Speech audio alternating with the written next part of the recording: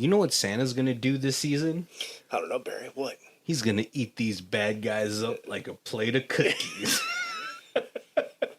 What's going on, guys? My name is Barry. This is Colby. And this is Who Watches This?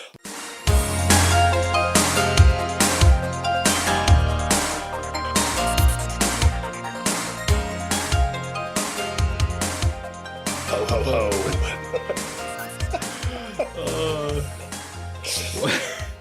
Welcome. It is jingle time.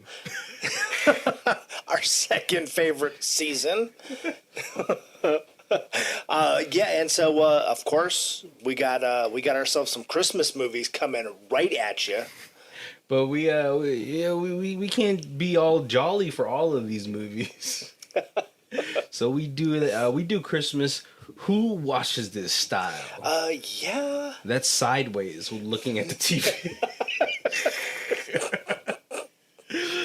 And for our first segment, I hope you guys know this, we do a little jingle for you guys to introduce you to the movie that we're doing for tonight. Right, and just because this sounds like Dr. Seuss doesn't mean this is the Grinch. Or maybe, I don't know. The action in this movie. All they want is more. Who are my ho-ho-hos even for? Santa tries to stay fit and jolly, but this season he's feeling melancholy. Until one night at one house, it's all silent until a gunman barges in and makes Santa violent. It seems like this house is filled with fright, and Santa's in for a violent night. Excellent. You put a little thought into that one. You almost want to get a hot cocoa and snuggle up against the fire after that one, right? Today we're going to be talking about the 2022 release, Violent Night, starring David Harbour, John Leguizamo, the vastly underrated John and Leguizamo. multi-talented. Do you remember his one-man shows in the 90s? I do. So good. That really, if you are a fan of us and you've listened to us, we've mentioned him before. Really, literally, one of the most underrated actors out there. And the rest of the cast, I don't really recognize too much unless you're talking about Jean-Claude Van Dipshit and the older lady. Right. Because the Jean-Claude Van Dipshit, Mason, that's his name. He was in Never Back Down and I think the first Twilight movie. That's where I prominently remember him from. He looked familiar, but yeah, I didn't place him either. Yeah, and then I'm not too sure about the older lady, but I know her. Was she the mom in Christmas Vacation? Oh, maybe. Let's check it out. Right? Because then she always looks like the older actresses. Beverly D'Angelo? Oh, man, I don't remember what movie she's from then. Oh, this older photo, she's a hottie. Okay, Lampoon's Vacation movies. Yep. That's where it's from. Oh, I think I remember her more from American History X. Oh, okay. That's right, Bike the Curb. So now she's going to be in two classic Christmas movies. Violent or American History X? No. Oh. National Lampoon's Christmas Vacation. For a second, I was like, did that take place during Christmas? I'm gonna have to rewatch that. All right, just to totally stun people when I say my favorite Christmas movie is American History X. Yeah, I don't know how that'll play out. Everyone's gonna think I'm a freaking psychopath. I'd be like, Die Hard's already a stretch, but yeah. Oh, I know, and people will argue you to the grave. Right. Yeah. Oh, I forgot. What is your take on that, by the way? I always forget. Yeah.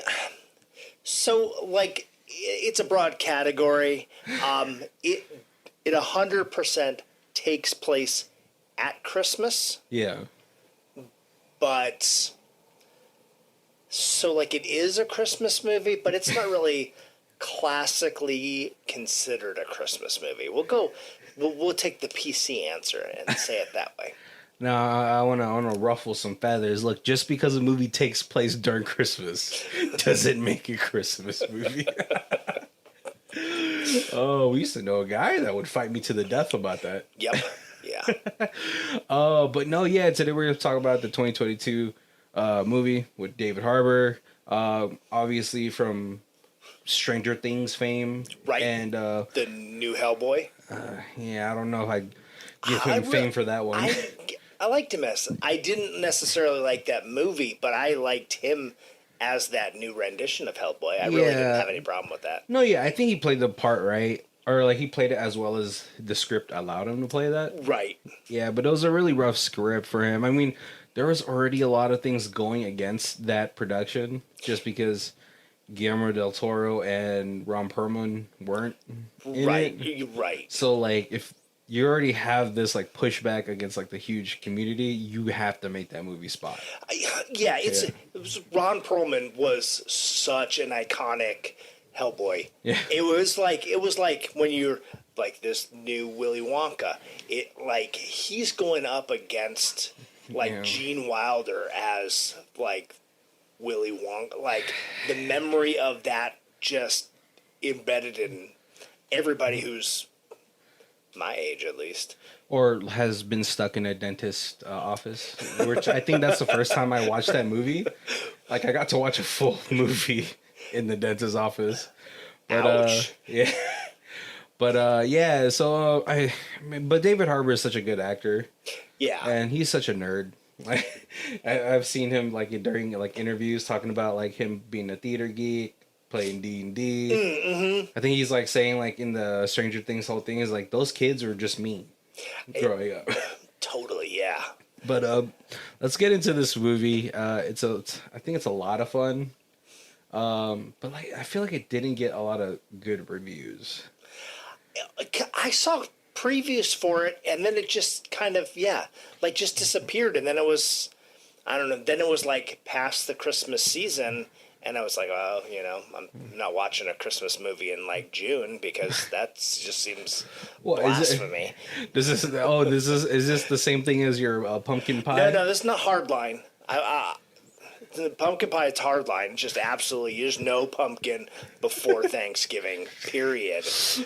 Christmas movies is just you try to avoid the Christmas movies, Christmas music before Thanksgiving. Yeah. If you hear it, I'm not like lighting a Walmart on fire for putting up Christmas decorations on like August 1st. But I do kind of hate that. It's like, we have like Halloween and Thanksgiving to go through before we start thinking about Christmas. Right. Yeah. Relax, guys.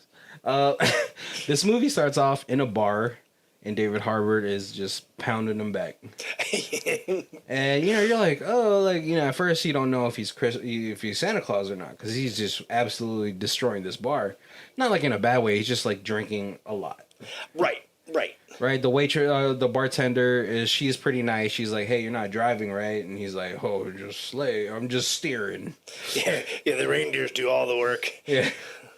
And then another Santa hits the bar. A more conventionally traditional type of Santa looking guy. Mall Santa, yeah. Yeah, fat, jolly, bald. But David Harbour's talking to him and he's just like, oh, how long you been doing this? He's like, oh, too long. Right. And he's like, sometimes I forget why I even started. Mall Santa is just like, oh yeah, but the money is good. And this is kind of like irk Santa.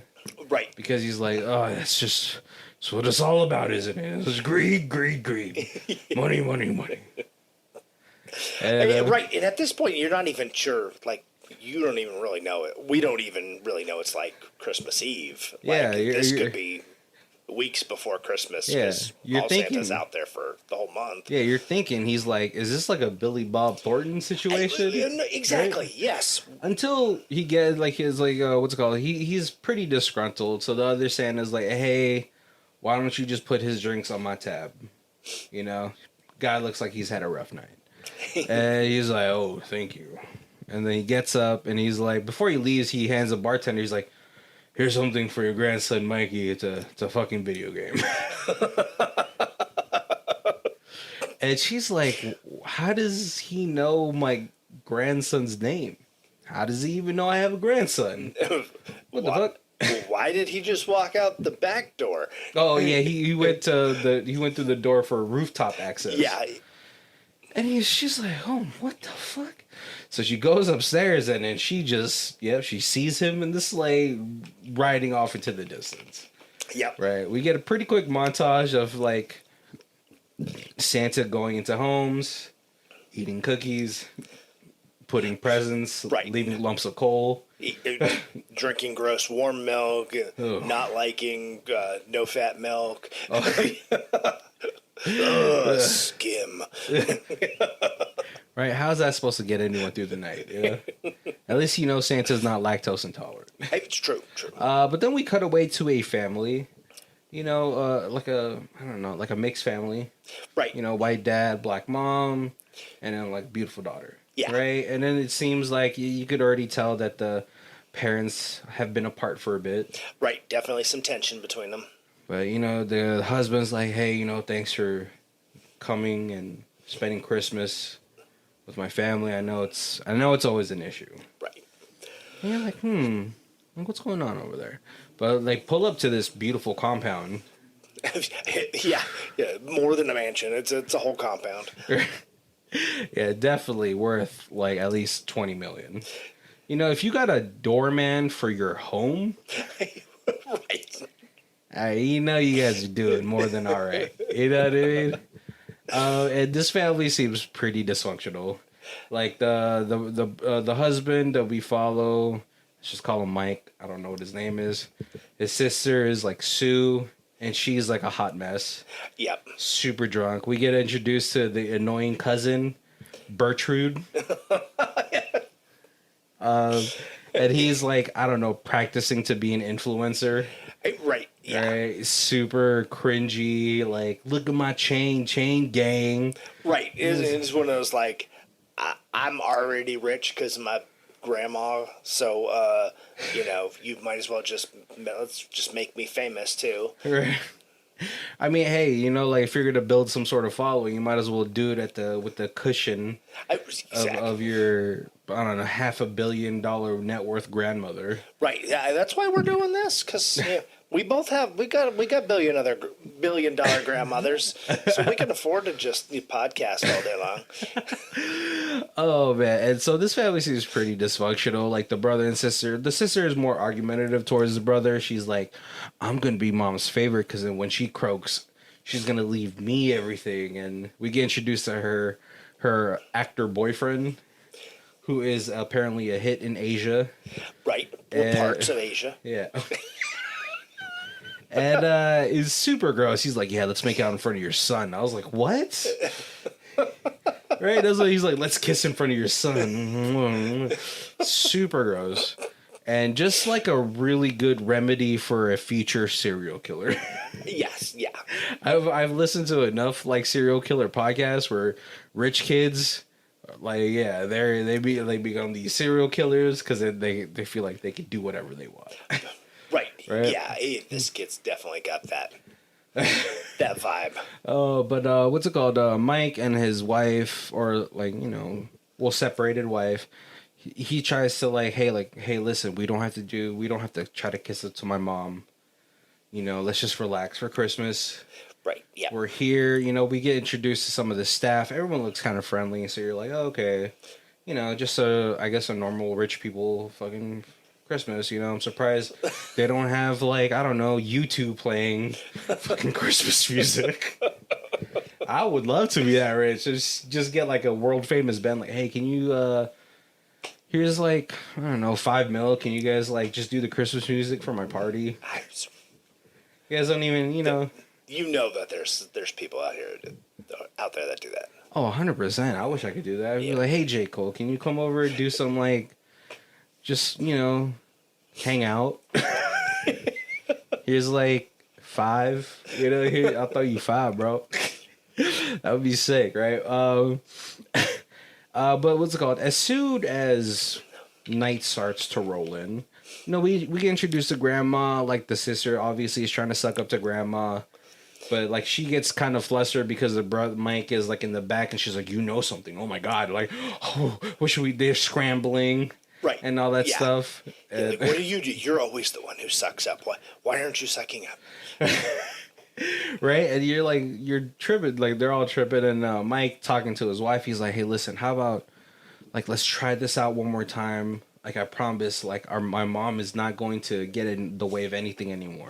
Right. Yeah, because she's like, oh, every time it's always, I've just got one more thing I have to do for the family business. Yeah, and it's then you're always, never there. Yeah, and he's like trying to say like, "I promise, this is it." You know, like just after tonight, we'll leave, and we'll and this wife, she's obviously still in love with her husband, but like just an absent father, an absent husband, it's hard to stay in love with someone who's never there. Right. Yeah. Right.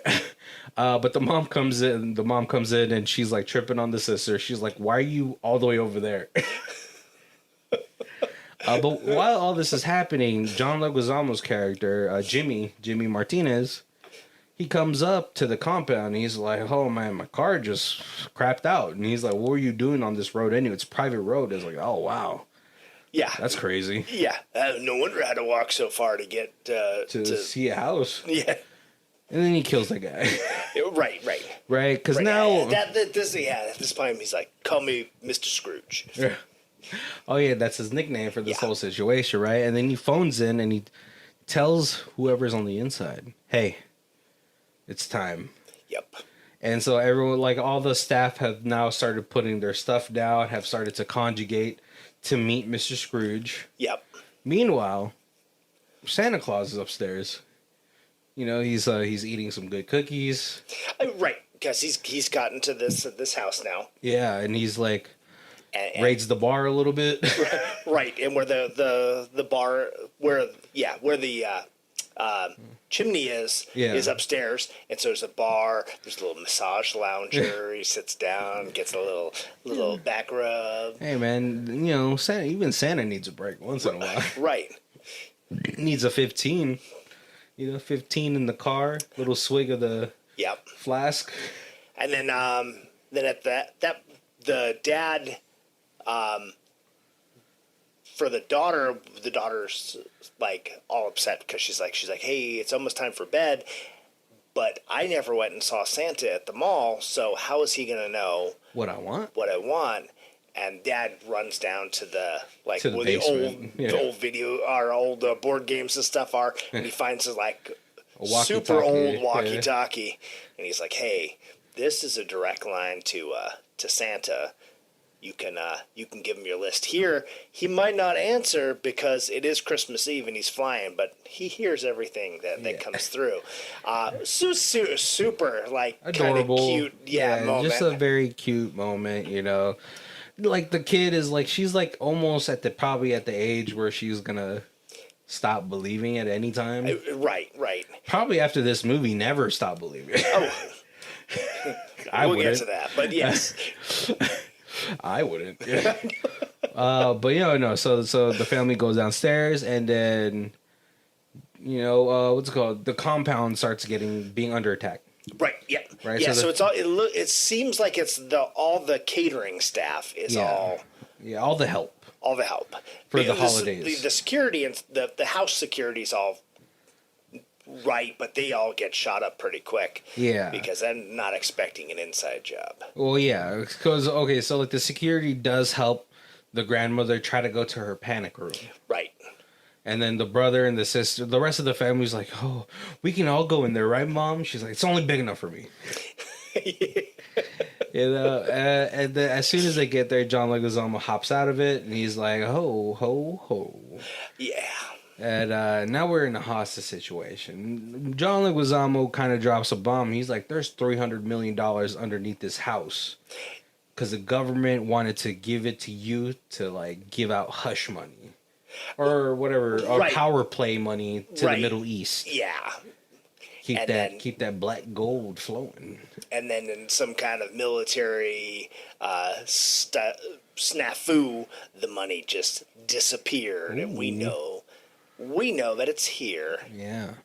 And then she's like, well, if you know it's here, then you also know that I am rich and powerful, and we have the kill squad. And he's like, yeah, no, I already know that, and I know that you did this, and I know that this is this. And he's like, the people in your kill squad, yeah, I know. Well, she doesn't know that yet, because remember, she gets surprised. The kill squad. Right. Yeah.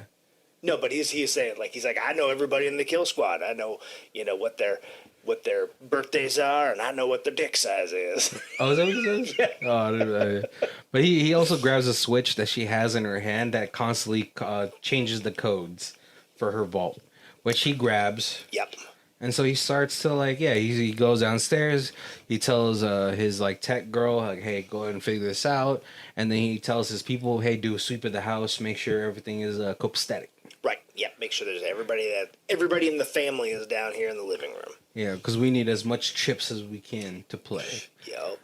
Unfortunately, a gunman goes into the room that Kris Kringle is in, Santa Claus, and he's like, "Whoa, what the fuck?" And he tries to go up the chimney. He's doing his magic, his little nose magic. That's supposed to teleport him up into the roof, but he's too drunk. Right, and there's not enough belief. Oh, in the house? Right. Oh, Jimmy Martinez's disbelief is too strong. He didn't have Elf there to get people to sing. Oh. And so he gets into a pretty decent fight with this guy. Yep. And ends up throwing him out. Him and this guy end up tumbling outside of the room, and the guy gets impaled. Got a big icicle. Oh, no, it's a gate. The wife kills somebody with an icicle later. Oh, was it? Yeah, it was like a gate thing. Oh, okay. Yeah. And he's like, whoa, what is going on? That guy's super dead. And he's kind of like, I'm out of here. But his reindeer have flown off because when the guy tries to shoot Santa, he shoots through the roof, and it startles the reindeer. Yeah, he's like, no. He's super pissed at these reindeer. He's like, no, God damn it. And then I forgot. The rest of this movie is kind of a huge jumble because it's it's a home invasion at this point. But no, what's it called? So since the guy died, the bad guys discover it, and then Jimmy Martinez is like, "Oh no, we have a gopher." Yeah, which they never clarified what that meant. I think it was just like an intruder. Yeah. Someone poking their head in.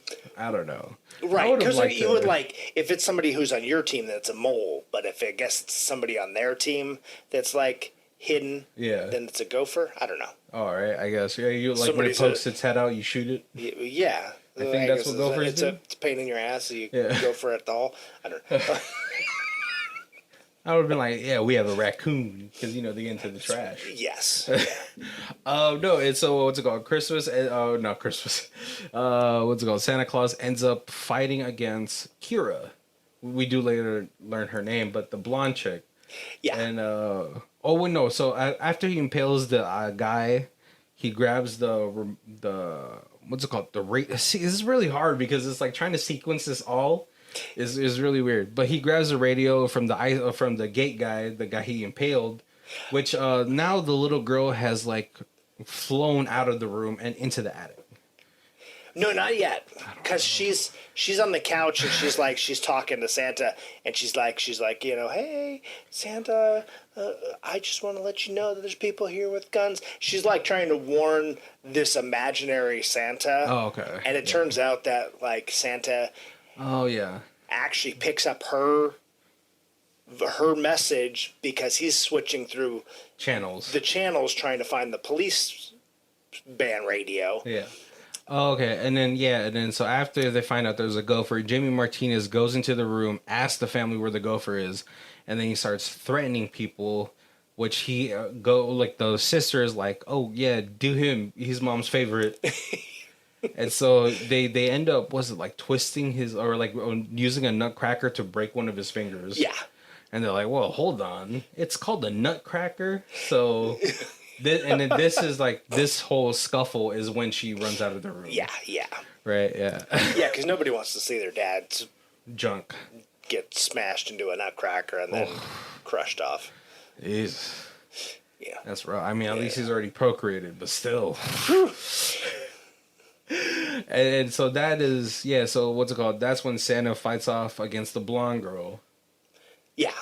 Right? And, I forgot. No, he fights off against the guy because they fight over the pool table. Right. Yeah, because that's the one he kills with the star, the top of the star. Yeah. Tree. But this one was a pretty brutal fight for Santa. Right. Yeah, because he fills a stocking full of pool balls and But like Santa gets stabbed a couple times, and right. Yep. you kind of like, after this whole fight, we do have then we have that sequence with the nutcracker, and that's when she dips out. But then this is when sort of like when they really first talk, I think. Yeah. When he's trying to stitch himself up. Yeah. Which I was like, man, Santa's a badass. Because like you figure, like, he has magic. Maybe he'll magic his way out of this. Right, and now you're starting to see a little bit of the Christmas magic. Like he there's a joke where like he's like trying to find something he could use as a weapon in his bag, but it's like you could tell it's like this like bag of holding where like every time he reaches in he can pull something out, but there's like no really looking into the bag and searching. He's like, don't kids want bats or swords anymore? Yeah, you see that, but when he's stitching himself up, it is very like John Wick, Sisu type of situation. He's like getting like a needle. He's like heating it up because of infections. Right, and he makes a needle out of like the hook from a Christmas ornament. It's rough, man. Also, Santa's tatted up. Yeah. But like as he's like kind of fading in and out of consciousness, we do get a glimpse of him in a helmet. Yep. We're like, whoa, what was that about? A little covered in blood, wearing a helmet. Yeah. But as soon as he recovers, I think he talks to Gertrude or Trudy. Yep. Yeah, Trudy, not Turdy. I was gonna be like Turdy. No, Trudy. And he's kind of like, I don't know, kid. This might be it. And he's like, ugh. And he's like, come on, Santa, you could do it. You can do it. And he's like, maybe I could, if I had Skull Smasher. And he's just telling this little girl about his life, a little bit of his life before being Santa Claus. Right, as he was this Viking marauder. Yeah, he's like, you should have seen me with that thing. I was surgical. I'd line 3 heads up and just off in one go. And I'm like, jeez, Santa, relax. And, he's kind of like exposition dumping his like little backstory right now because he's just like, at that time, I was a bad person, Trudy. I was greedy. I always wanted more. So I was like, oh, like you never get to know how he also became Santa. Right. You just like you knew what his life was before, and then is this like being Santa like a punishment? Right. Yeah, because like there's a few times where somebody's like, how did you do that? And it's like, oh, it's Christmas magic. Don't ask. I don't know how it works. He absolutely does not know how anything works. And you do later find out he's been at this for like 1,100 years. Yeah. And then like, him and Trudy are talking a little bit, and she's like, I just wish my parents would get back together. And he was like, oh, I don't know. That's something that Santa can't do, Like, yeah, there's limitations. Yeah. And he's like, me and Mrs. Claus have been together for 1,100 years, and adult relationships are complicated. But then she's like, but Santa, like, what about you? What is your wish? You should have a wish too. And he's like, well, maybe I just want to see. Oh no, like this second part of the conversation I think is like later when he's in the warehouse, right? Yeah, because this after the initial stitch up, he does try to, Trudy's like, oh, I'll do some Home Alone booby traps while you, like, I wait for you to save me. And he's like, what the hell is a Home Alone? He's like, well, I don't know, but sounds good. Just do it quietly. And then this is where he fights Kira. The fight goes on, but then he does end up getting, Jimmy comes with a fire extinguisher and then blows up a door. That's right, yes. And then that's what knocks out Santa. And then that's when he wakes up. Oh, during this time, too, Mason jumps out of the window during a distraction. And then he gets himself killed by the grandma's kill squad, who has now been bought out by Jimmy. Yeah. Because they're about to crack the safe, I believe, right? Right. And so this is... And you got $350 million. You have enough to share around a little. I don't know. Greed, like Santa said, greed. More. It's true. Yeah. But yeah, Santa wakes up. He's being tied up by Jimmy, and Jimmy's explaining why he has this hatred of Christmas. He's like, my dad, he loved Christmas. He always made a big deal. There was always presents, big dinner. But, 1 year, my dad got laid off. Yeah, well, I thought he was going to be like, then he started hitting that bottle. It's usually where that story... Right, yeah, right. But no, he's just like, they didn't have anything. Right, and then the next door neighbors... They had everything, so he was going to sneak in the middle of the night and steal a little Christmas cheer so that he could give it to his dad. Yeah, but unfortunately, the grandpa from that house woke up to pee in the middle of the night and caught Jimmy. They both got scared, but grandpa fell down the stairs and died. Yeah. And because, Jimmy's dad just got laid off, Jimmy must have done it on purpose. Right. And after that, it was just a big downward spiral for Jimmy Martinez, unfortunately. But then, Santa's like, yeah, you never used to be like this, Jimmy. Right. Oh, and at this point, nobody knows his name's Jimmy. He's just been... Mr. Scrooge. The team knows. Oh, but we, as the audience, don't know what his name is. Yeah. Right. But the team knows, and he's like, and then the one guy, the Icelandic hockey guy was like, Jimmy? How does he know your name? How does he know your name, boss? And he's like, well, what about you, Bjorn? Huh? Didn't I get you that Huffy bike from 1982? And Kira, I couldn't give you anything. You made your brother eat worms. And you were always on the naughty list.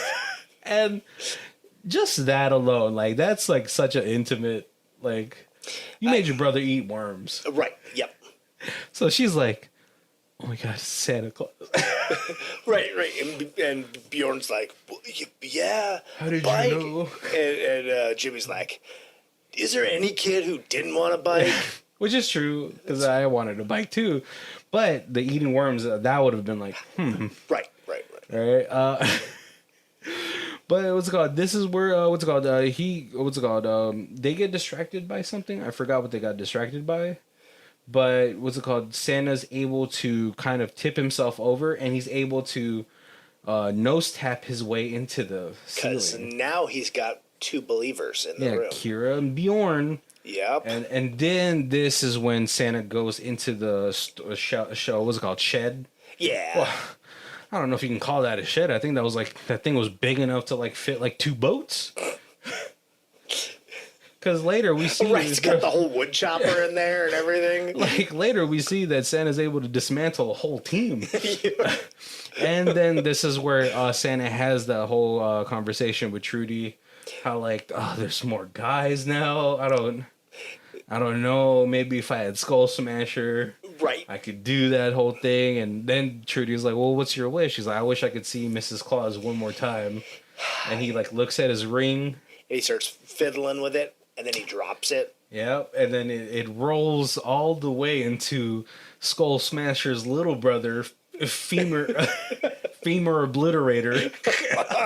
Yeah, it rolls across the room and then tinks into a big old sledgehammer. Yeah, or femur fucker. There you go.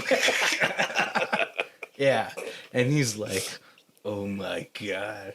I mean, to be fair, like, okay, a sledgehammer has always been like really scary. Yeah. But then, like, later you do see Skull Smasher, and I was like, well, that one looks even worse. Right, yeah. But no, and he twiddles with it. You know, the man is he's a freaking Yeah, Thor's teacher or something. Right, all of a sudden, yeah, he's like Anakin with a lightsaber, swinging it around. Right, and talking to Trudy has given Santa Claus like the will. Yeah. You know, for a second, like a Green Lantern, he lost a little bit of that willpower. Yep. And Trudy's like, "You have to, Santa. I believe in you." Right. And he's like, it's funny with their conversations too, because the first time they talk, she's like, "Yeah," and then you're gonna kick their ass. He's like, "Whoa, Trudy." Yeah, you can't use words like that. It'll put you on the naughty list. What about butthole? He's like, "No." What about anuses? He's like, "Well, I mean, that is the anatomically correct word for that." So funny. I like the little parts where he is like really Santa.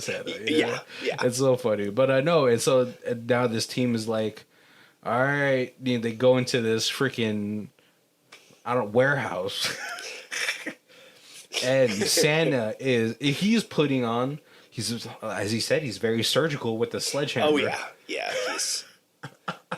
He's eliminating his enemies one by one. Possibly in the most brutal way. The dopest thing is like, which I've always like wanted to do, not like to kill somebody, but I was just like, that would be really dangerous. He puts like 2 skates in his fist. Oh, right, and then like Wolverine slices people up with him. Yeah. Right, and then like the last one's the most memorable one because he pins some dude's head to the wall, and then the other half of his body just plops onto the ground. Super cool death kill. Yeah. Just a super good action sequence. This is really, it's not like, I thought it was going to be like a horror movie. I was like, all right, where's Krampus? Just like that one movie we did one year. Yeah. What was that? Oh gosh, what was that movie's name? That was a good one though. Santa versus Krampus. Yeah. But no, it was called Santa. He gets rid of this entire team that comes into this warehouse, practically dismantling this entire death squad all by himself. Right. When they have like the more advanced gear, they have like night vision. Yeah, right. They all have machine guns. Yeah. Oh, it's very solid as Snake, that Metal Gear Solid situation. But I guess you're like, even if you're like militarily trained, still when you're like, hey, there's some old dude dressed like Santa in the barn, go get him. You're not. I'm like, how serious are you walking in there? Like, are you really? Man. I feel like if you're in that situation and you are like a good soldier, you're always everything is a threat. At least you would hope so. But yeah, no, there's definitely situations where guys are cocky. They're like, all right, this one dude. Yeah. But no, he gets out there and he sees the guy that was orchestrating the whole attack. That guy leaves and he sledgehammer throws femur fucker on this guy's back. And then this guy tries to like grenade him. Right. Santa catches it, puts it in the back of his shirt. And then as he's walking away, he hears the guy struggling. He's like, I gotta watch this. Right? He turns around and explodes, and you can hear Santa just giggling. Right? Because I was like thinking about this situation. I was like, okay, if this is like what was that one movie with Tim Allen where he becomes Santa? Was it Santa Claus? Yeah. Yeah, where like he accidentally kills Santa Claus and then he becomes Santa Claus. Right. I was like, is that what the situation is? Because like maybe he accidentally kills Santa Claus or something like that, and then he had to become Santa Claus. You don't really get an answer. But like, you can kind of form your own theories, right? Because like, I was like, man, I don't know if Santa should be delighting in this situation right now. Killing might be necessary because his life is in threat, but then like for him to like actively turn around to watch a body blow up and then giggle, right? Yep. I was like, all right, yeah. And so now Santa's what's it called also at the same time, Trudy has booby trapped the attic. And Bjorn is like, silly girl, booby traps are supposed to be hidden. And oh man, he gets it's like Trudy had set up a booby trap on one of the ladder steps. Going up into the attic. which ends up him like his head getting stuck onto a nail.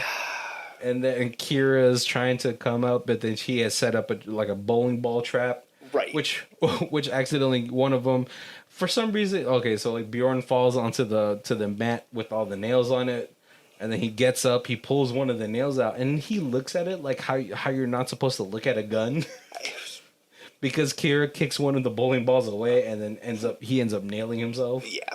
Kira, she gets pretty effed up too. She gets stuck in like super glue. She like kip ups. Right. Yeah. Oh my god, she kip ups off of the super glue and then has like torn a good chunk of the back of her head. Yeah, big bald spot, bloody bald spot. Jeez.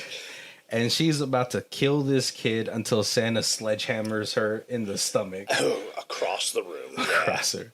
And then Santa's like, hey, how about you close your eyes and cover your ears and sing Jingle Bells and I'll come back to you. And just absolutely domes Kira. And, she knows. She's like, I probably deserve this. And it's Santa killing me. Yep. At this point, so we do find out that there was nothing in the safe. Oh, right, because they do get the safe open. And when they open it up, all the cases that had the money are all empty. Yeah, and then we felt like earlier they were opening up presents. They opened up Mike's present, and there was a note on there, and he's like, fuck. And you're like, what was that note about? And this you kind of do find out, because then Jimmy comes in, he's like, where the fuck is the money? Right. I'm about to kill everybody in this house. And then Mike is like, I stole it. Right? That's what the letter was for with the whiskey. And Mike's wife is like pissed. She's like, you think that's what I wanted was for you to steal your mom's money? And then... I didn't want you to, I don't care about the money. I wasn't that I was like, I think that we're doing this stuff with your mom so that you could have money. And then supposed to be family. Right. I'd rather give up the money than have you try to steal more money to...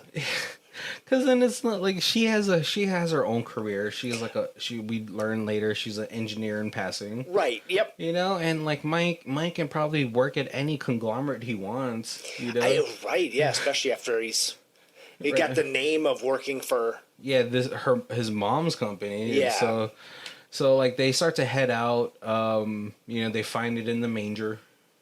I think that's what that thing is called, right? Yep. The mom is like, I'm so proud of you, son, because you know what, your grandfather, he said I couldn't take over the business because I was a woman, so I stole it from him.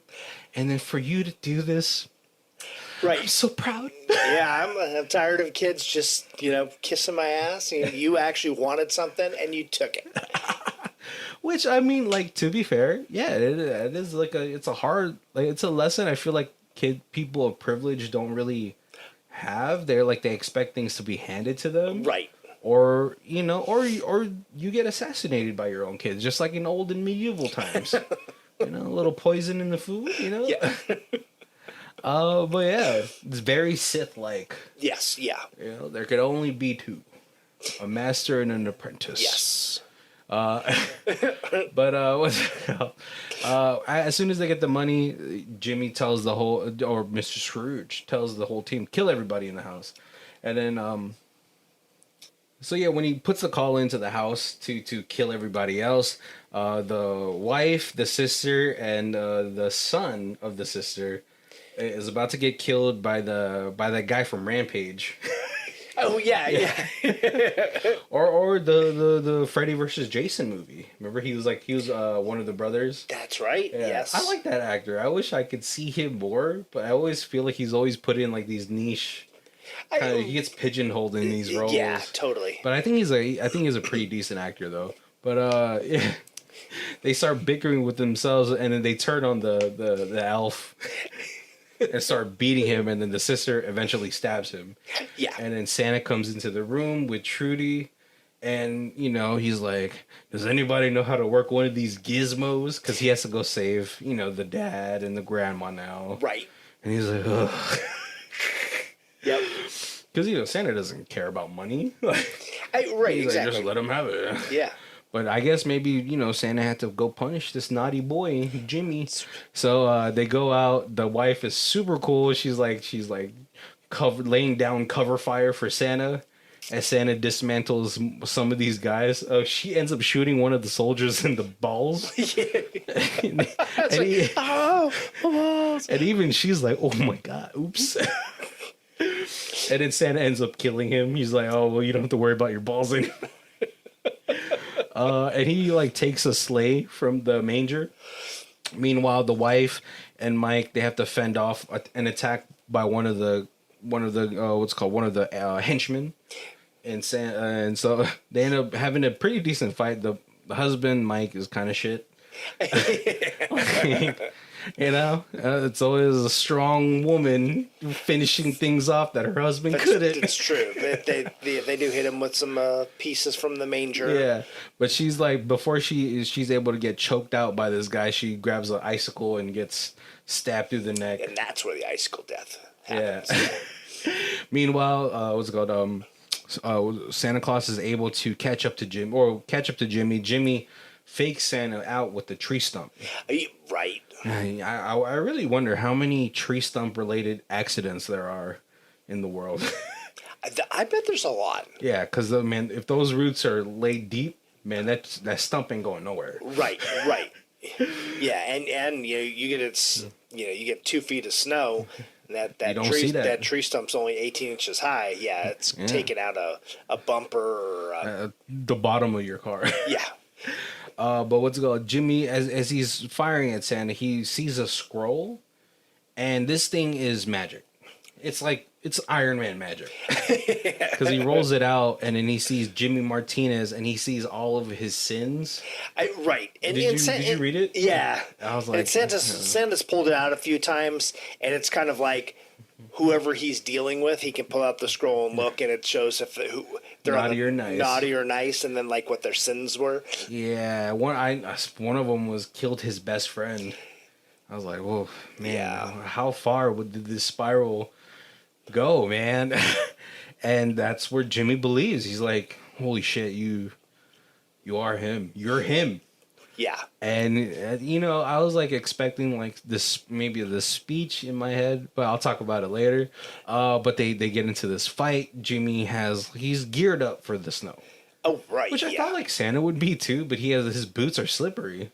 I was like, I thought you could, do it like Naruto, cover that those boots in magic, and like how they do in Naruto with the chakra running on the water and stuff. But yeah, like they had this fight, and man, Santa he's catching work. It's a really good fight because I don't know if you've ever seen Vinland Saga.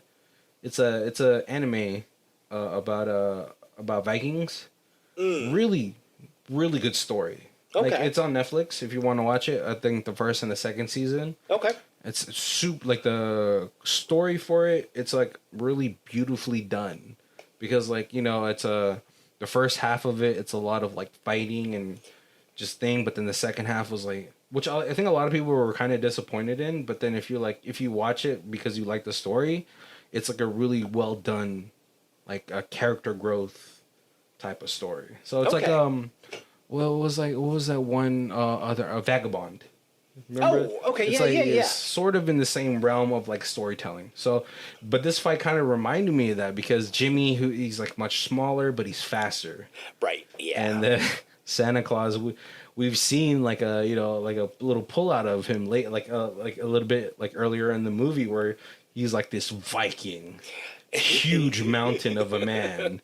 And he like sledgehammers somebody in the face, and so it's a really good fight. It's kind of reminiscent of like 80s like final boss fight battles. Definitely, yeah. And Santa, definitely 80s throwback. Santa's on the ropes. He gets pinned to a unfinished chimney. That's not the place you want him though, Jimmy. That's right, because Jimmy's got the little axes, the little the ice climbing. Yeah, ice climbing axes. Yeah, and he's about to finish Santa off. He's like, once I kill you, this whole stupid fucking holiday could be done. Yeah. And Santa rips his hand out of it because it's like in between the bones of your hand, so like there's definitely room for you to rip your shit. Um, Yeah, but cringing. yeah, Yeah. but he catches Jimmy's hand and then he taps his nose, and just it is almost like a Mortal Kombat finisher. Like if they put Santa Claus in Mortal Kombat, that's one of the fucking finishers. Dude. Oh, absolutely. Because he rips Jimmy through this chimney, and then when he gets to the top of the chimney, he's just holding a torso. Yep. Yeah, because he's holding Jimmy sideways, so when he goes through the chimney, his head and legs just ripped right off. And he's like, "Oh, whoa!" But he's celebrating, but then he gets shot. He gets shot by multiple times by what's it called? One of the kill squad leader. Yep. Which the grandma then ends up shooting him in the face. Oh, right. Good. Yeah, right? and she's just like, "Oh yeah, you turned on me, bam!" Right. But then Santa's like lying on the floor. The whole family comes. Trudy's super sad. She's like, "Don't die." Mike is like, he's getting cold. You know, Santa's like, "It's the first time I felt cold, and I don't remember the last time I felt cold." Ooh, yeah. You know, after 1,000 years, like, how do you remember, right? And then Mike, you know, he's like, we got to keep him warm, so he starts burning the money. Right. Which is like, you know, it shows you like the money doesn't really matter. Maybe he just, you know, it's hard to like get out of that mindset probably for Mike, but he just really just wanted his family back. Yeah. You know? And he just, right. And you get that idea that he was like, the money was what he thought was going to get his family back, and he realized. Yeah, he just wanted them back. And his wife just wanted him. Being the good person is what. Yeah, and the sister's like, "No, he's gonna die anyway. Don't burn the money." She will also forever be on the naughty list. Oh yeah. But then the whole family is like, "I believe." You know, it's hard not to. Right? And then Santa just like he heals. You gotta have the belief. You know, it's the belief, the belief magic. Totally. Yeah, and he's like, "I don't know how it works." And then all of a sudden, his sleigh is back. Yep, the reindeer's land. Super pissed. He's like, "What? Finally, you're back here?" After the work is done. And he's like berating all of them. And he's like, "Oh, it's my sack. You guys went back for my sack." "Oh, you bought the spare sack." Yeah, that's right. He's like, "I can't stay mad at you guys." And then there's like a very sweet note from his wife. She's like, "I thought you might need this." Yeah. And it's Skull Smasher. And like the Trudy's like, "Oh my god, it's Skull Smasher." He's like, "Urgh." Oh man. It ends up pretty wholesome. I was really hoping for like a little bit of after this thing, but what's it called? No, he goes and he's like, "Come on, we got time. He does the whole on Dasher, on Prancer, right, Blitzen, and because it's still Christmas. Still Christmas Eve, yeah. He's still got work to do. He's still got work to do, and then the whole family sees him off. The movie ends, but we do get a little mid-credit scene. Yep. Where I was like, all right, first of all, that's going to get you removed from every platform. But he's like... Right, showing a dead body. He's like, he shows a dead body, and he's all like, "Santa's real, fools. Be nice." Yeah, stay off the naughty list. I was like, shut up, kid. But I mean, hey, he's still rich, so... Right. They can remove that. That's true. They only burned 50 million of the 350 million, so... No, he said $500,000. That's what the sister said. Oh, $500,000. Yeah. Oh, man, and the movie is done. Before we get into our thoughts about it, let's get to our other segment. We have High Star, Low Star. I can't see anybody giving this like... There's a 1. So Violent Night was a blast. Despite some people calling it an action movie, I think it qualifies as a horror movie. Horror comedy? Whatever it is, it's laugh out loud, brutal, gory, sentimental, and fun from start to finish. David Harbour is kind of a mess for the part of the movie, wasted, grumpy, but he remains so likable and funny throughout. John Leguizamo is charismatic, sweary bad guy, and I'm so glad he had the lead in this film. Great performances by everyone in every role. This will 100% be one of those crazy Christmas movies you throw on every year. Go see it and get in the holiday spirit. Oh man, you forgot the title. Season's Beatings. Oh, Season's Beatings. Which, like, now I'm like, that sounds like something an abusive parent says during holidays. Oh, you guys don't have school for 2 weeks? Oh. Boy, you didn't think that those presents were good? Give me a beer and then come over here for your Season's Beatings. Don't worry, guys. I got Season's Beatings.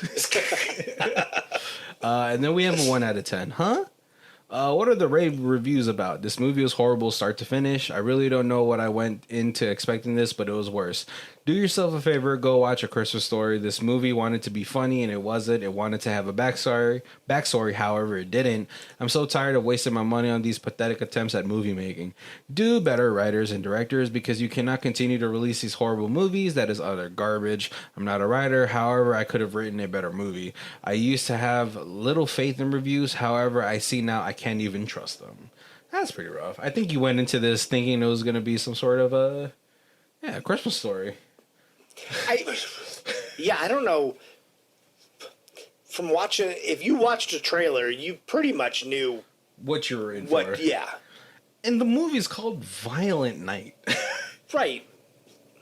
I don't know what you're expecting, but there was there was something I wanted to talk about. I was like, yeah, we'll talk about it at the end of it. Now I don't remember.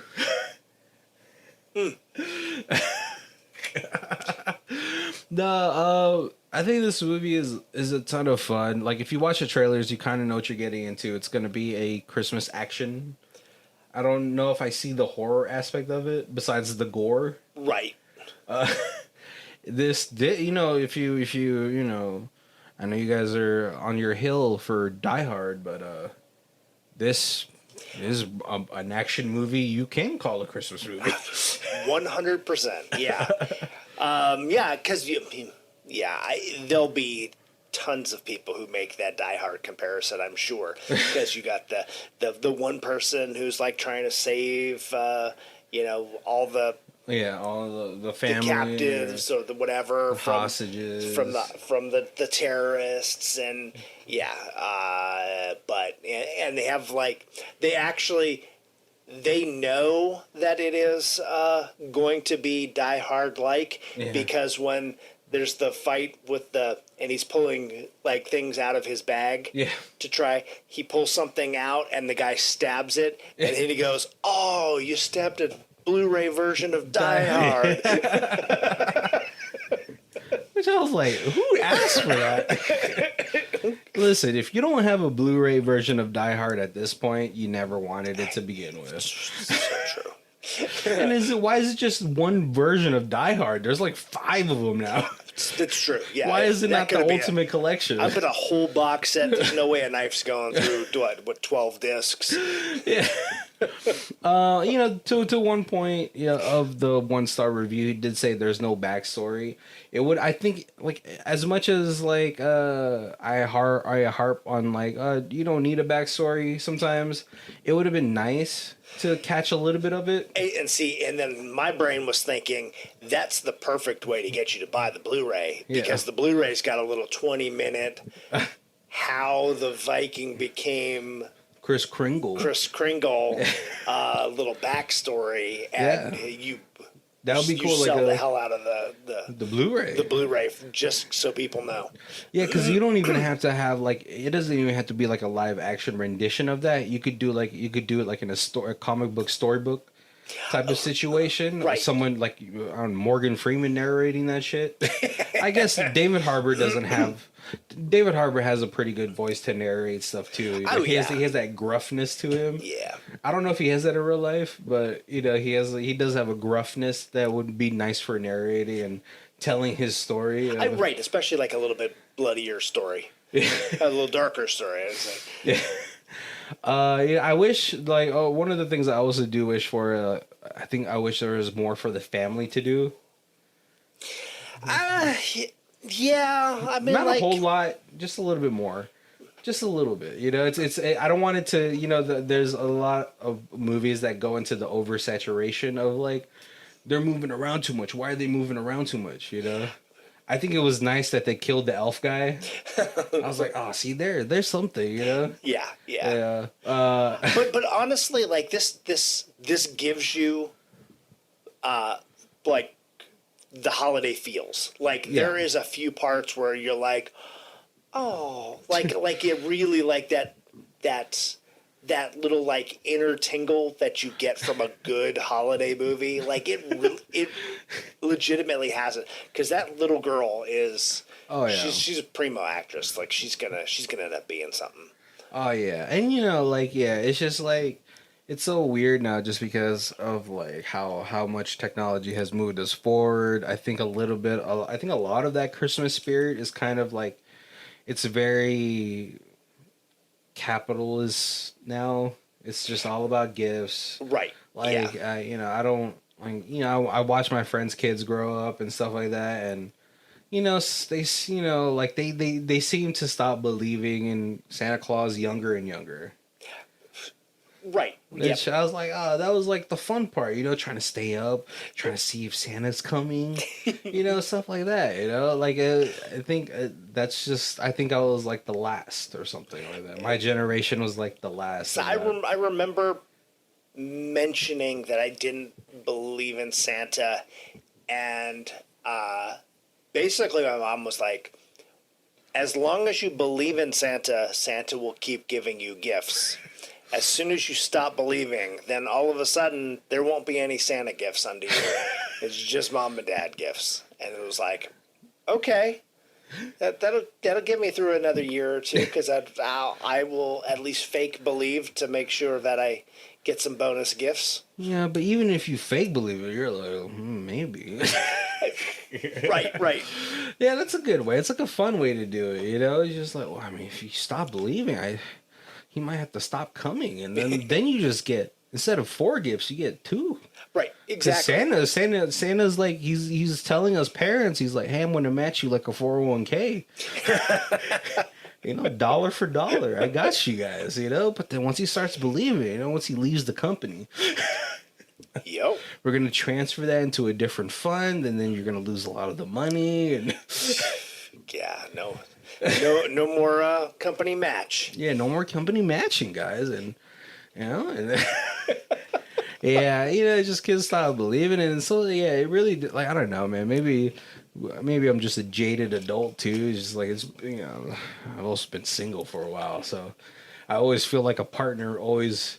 I need like a really perky. I'm such a like a low energy type of like I'm just like my dad is like super chill, and I've adopted that sort of go with the flow lifestyle, and if I'm not really excited about Christmas for the most part, because I feel the loneliest. But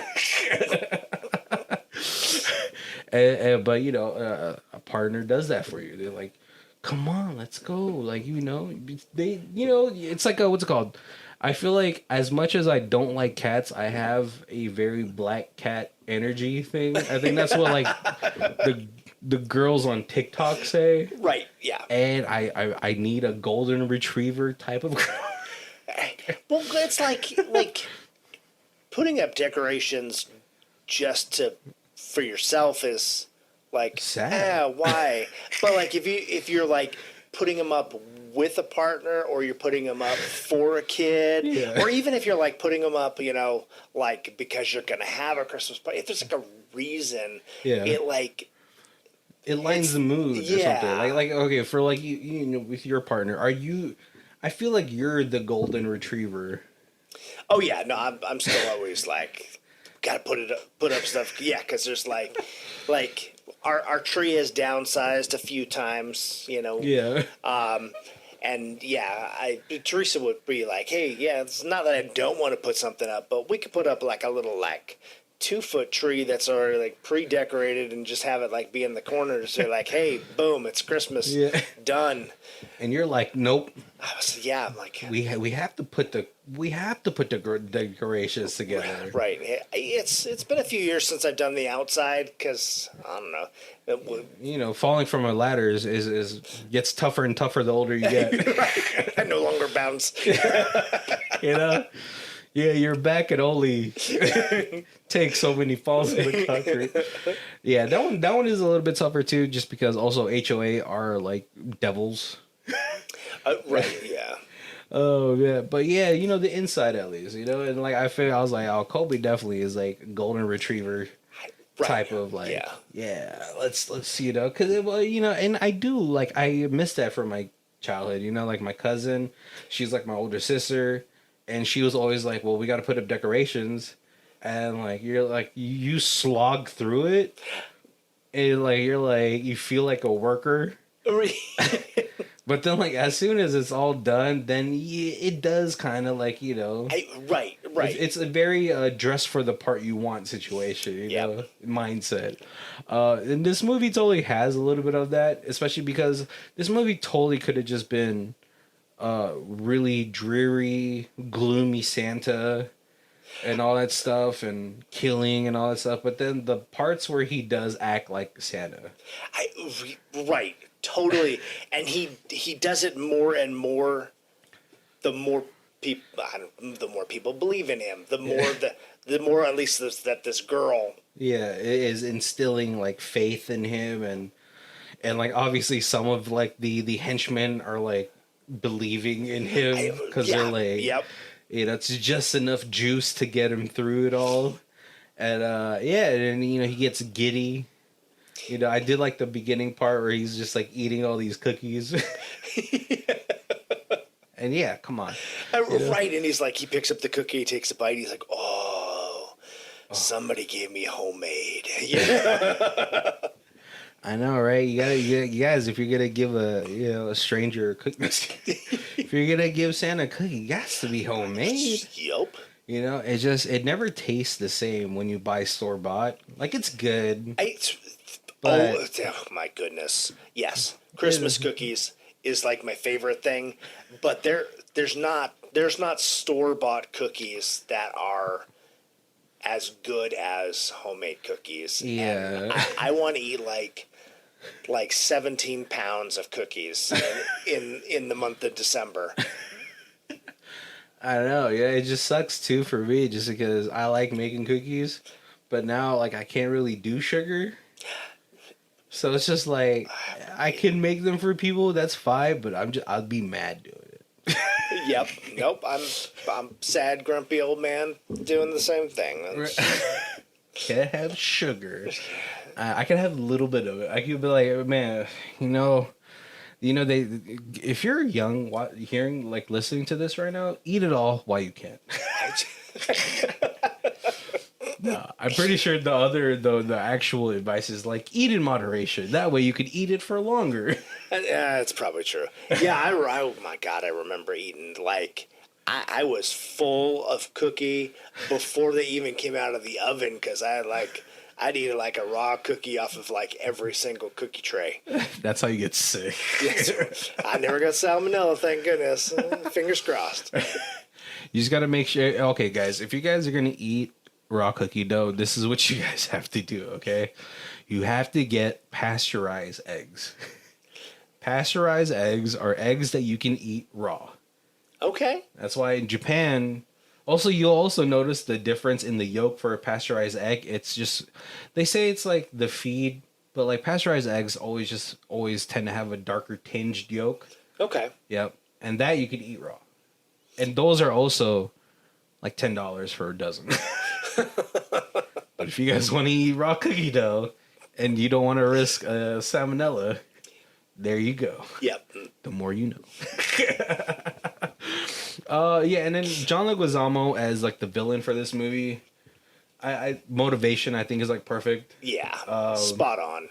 Yeah. See, okay, this is another thing I wish was like a thing, because then it would have made it more Christmassy, is like as he was doing his backstory, I wish they did it like in those old school cartoon styles, very Charlie Brown looking or something. So when you said his backstory could be like animated, that was immediately what I thought. Yeah. When you were like, oh, get the Blu-ray and have like a little bit of backstory. Yeah, but like, even for like in the movie, because then like, it's always nice to see like different art styles and different things in, especially a Christmas movie, you know, when they do like other type of like filming styles. Yeah, almost like there was a part in I go back to Elf, like Elf when he was going to the city, right? Wasn't there a part where it was like the cutout? Yeah, there was that. Like looked like the old '60s cartoon. Yeah, and then last year, the movie that we did with Forrest Whitaker, they had like puppets, or something, yep. or like a stop motion. Yeah. So that always, those kind of like switch ups in the style always makes it feel like a Christmas movie as well. Maybe a little song, maybe a song somewhere. Right. Yeah. It was certainly not a Christmas movie, but like Kill Bill. When they go to the backstory of Oren. Yeah, and it's all anime, super cool, super bloody anime. Yeah, God, Lucy Liu's still hot. She's like what, 55? Yeah, it's hot. So, oh my god, a little side tangent for you guys. But if you guys ever want a little what's it called, like just to develop a crush on Lucy Liu, just watch the first Charlie's Angels. Oh my god, the what's it called, the drive-through scene where she fixes the talk box, where she like in the tight jeans and like kind of like goes over Drew Barrymore and then you get a shot of her butt. Yeah. Ah, my god, what an awakening. I remember I thought about that scene like a month ago, and I was like, I want to watch it. So I YouTubed it, and then all the comments, like there's a lot of like, I think like bisexual women that were like, this was my sexual awakening. Oh, yep. Gosh, she still looks good. Have you seen her lately? I don't think I have. Nice. But yeah, no, John Leguizamo, I always love seeing him in movies, in anything that he does, whether it's the John Wick movies. I think that's the most recent ones that I've seen him in. Sadly, I don't actively go looking for them as much as I should. He's not publicized that much, because I guess in a lot of stuff he's not like the main role. Yeah. And I was super surprised he was in this. Yeah, I think he's just more low key. He doesn't he still does movies, but for the most part, maybe he just stays out of the Hollywood scene, so you don't really hear from him as much. Right. You never know. Maybe he's gone back to doing a lot of theater stuff, because that's those one man shows from the '90s were amazing. Or maybe he's taking a break because he's got family or something. I don't know anything about his personal. Yeah, he was also in that one movie with Jon Favreau, the chef, where he was Jon Favreau's that was just chef. Real recently. Yes. Well, I think that was like 6 years. No, was it? Chef with Jon Favreau? Was it really that long ago? Time is 2014. It was 9 years ago. Menu. He was in that movie too. That was what I'm thinking, and that was real recent. Oh yeah, I haven't seen that. That's the one with the elf girl, right? Yes. Or the girl from the Beach. That was her, right? Yeah. Oh yeah, he's also like in Power. Oh, he's in a lot of TV stuff and stuff like that. So that's cool. That's good for him, man. Oh, he's in Encanto Sing. Oh, I think he was in Encanto. He was Bruno. Oh, yep, he was the voice of Bruno. So he just does a lot of low key stuff. So he's a voice actor for The Mandalorian. So that's cool. Yeah.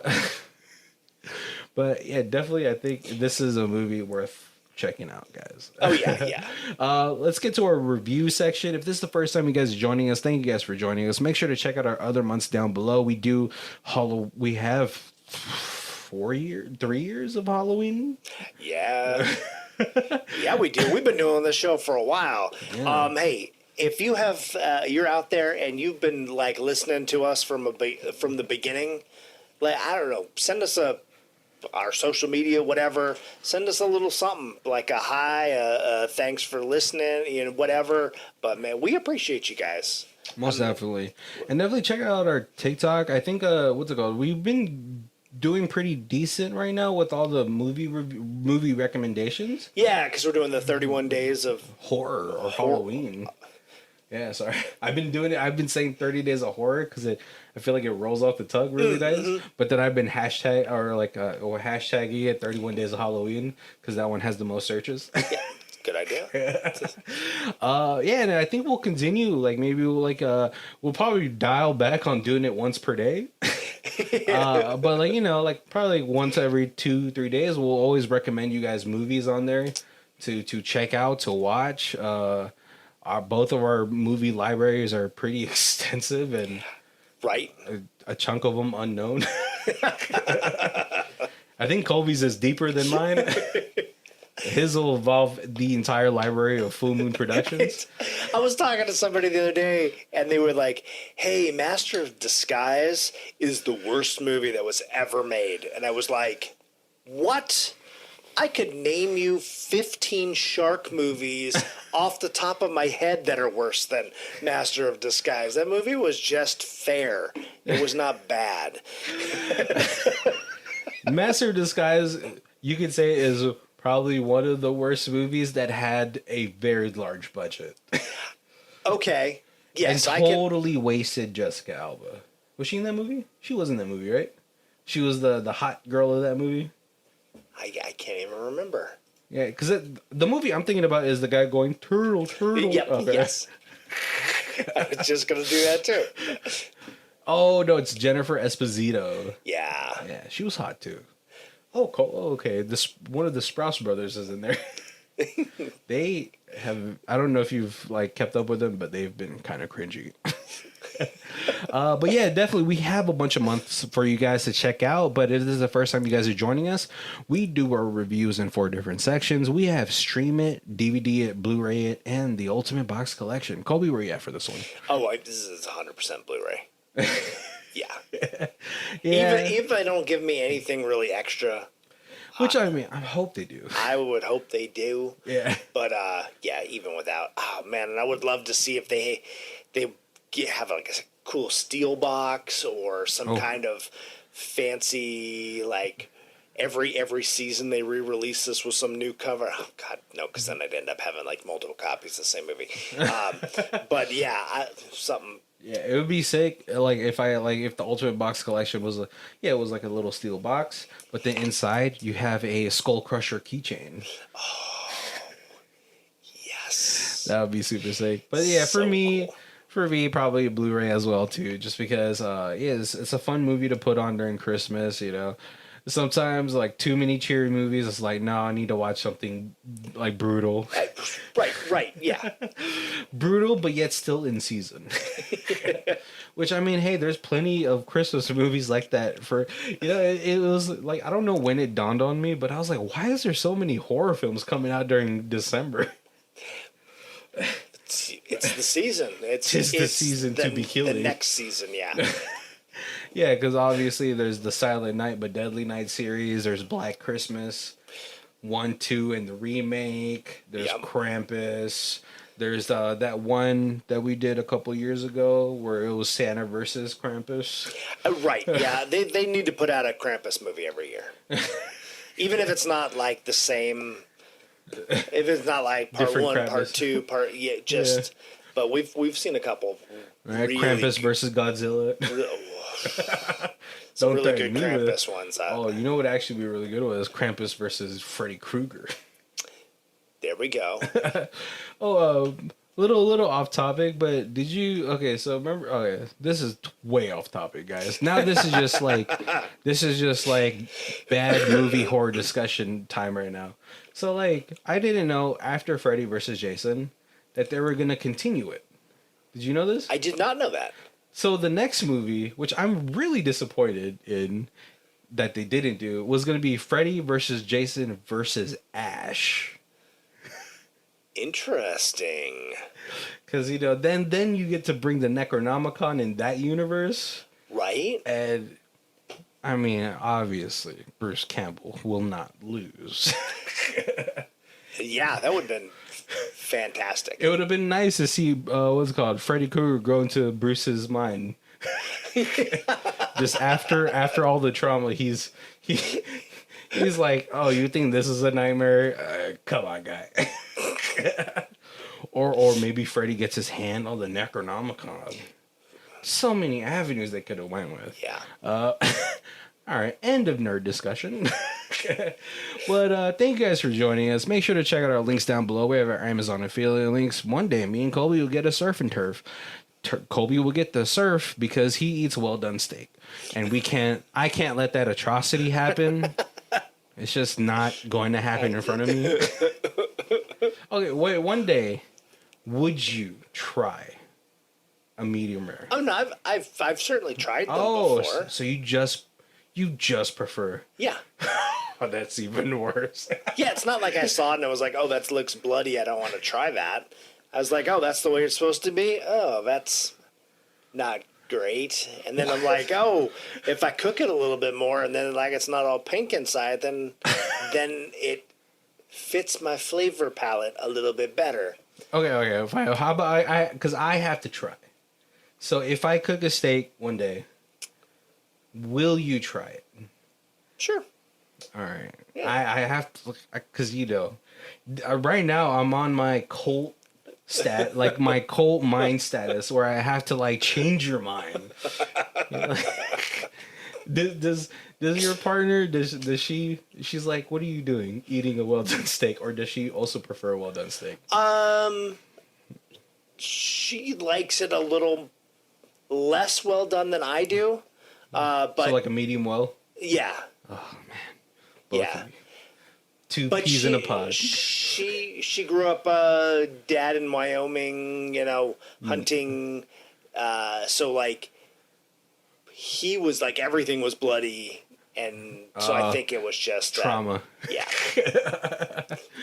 But yeah, one day we'll be able to get one of those. And we got our social medias, our Facebook, Twitter, Instagram, our like we said, our TikTok. Yeah, send us a note. Tell us you love us. Give us recommendations for holiday movies or themed months, whatever. Just communicate with us. Yeah, one of these days we could hear from you. Yeah, one of these days we could do a user submitted month. Right? It'd be really cool. But thank you guys for joining us. My name is Barry. This is Colby. And this is Who Watches This. If you guys want to see it does a theme music, it is Lee Rosevere. It's called Arcade Montage. Her album is Music for Podcast 3, and her Bandcamp is down below. Brain fart. Thank you.